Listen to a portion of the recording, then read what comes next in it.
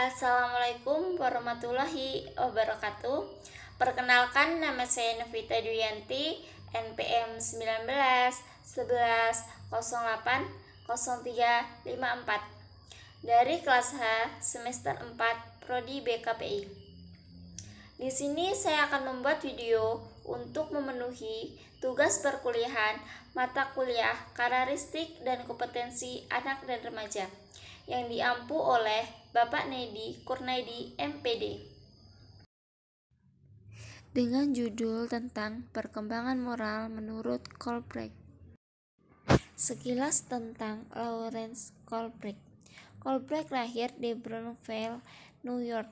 Pandangannya banyak diwarnai oleh Jean Piaget yang terkenal dengan perkembangan kognitifnya.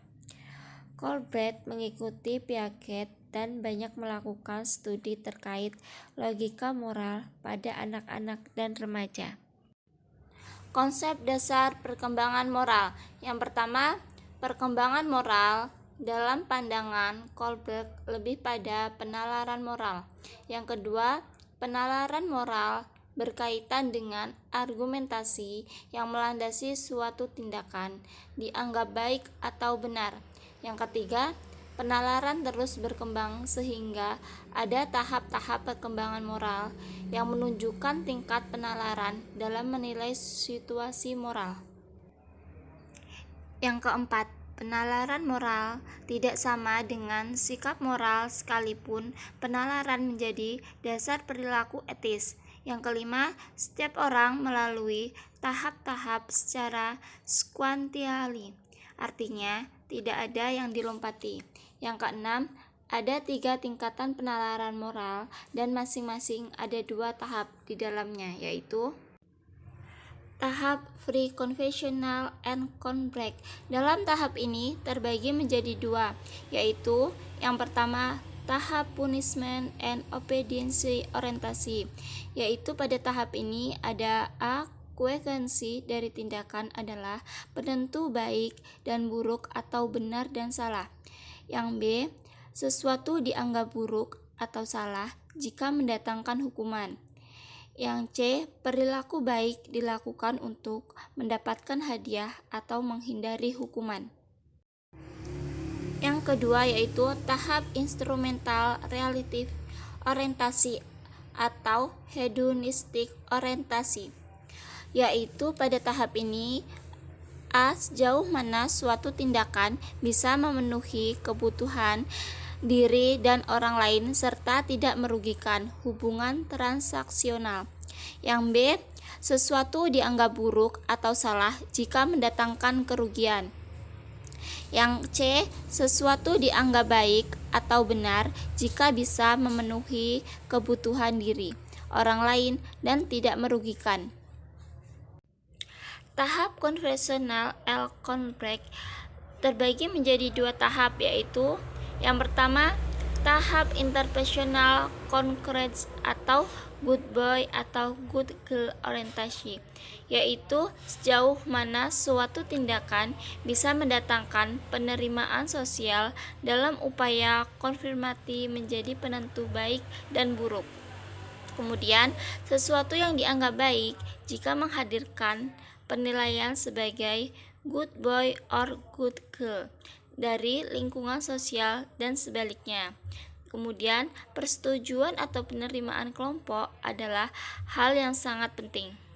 Yang kemudian kedua yaitu tahap law and order orientation.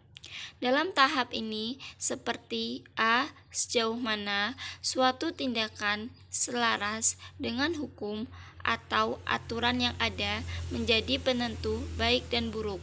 Kemudian yang B. Kepatuhan pada pemerintah aturan tanpa ada interupsi atau pertanyaan.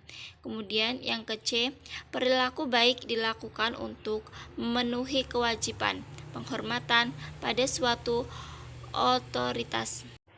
Selanjutnya ada tahap post-confessional and Colbreth.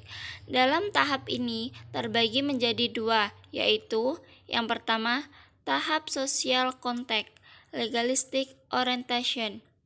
Pada tahap ini, salah satunya ada sejauh mana suatu tindakan merefleksikan konsensus atau kesepakatan bersama dengan dilandasi kesadaran bahwa setiap orang memiliki perbedaan pendapat, hak, dan keyakinan.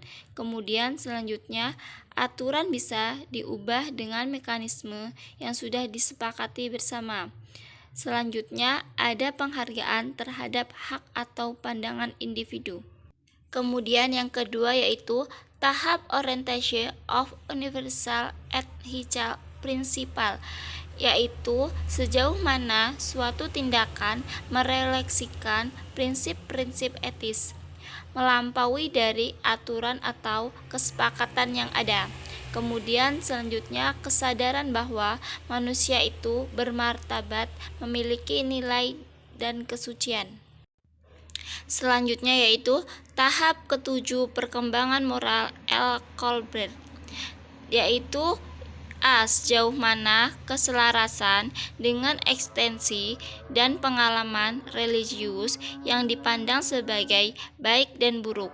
Kemudian yang B, perilaku baik dilakukan sebagai memenuhi perintah Tuhan. Thank you for attention. Terima kasih sudah menyaksikan video ini. Jika ada salah, saya mohon maaf sebesar-besarnya. Saya akhiri. Wassalamualaikum warahmatullahi wabarakatuh.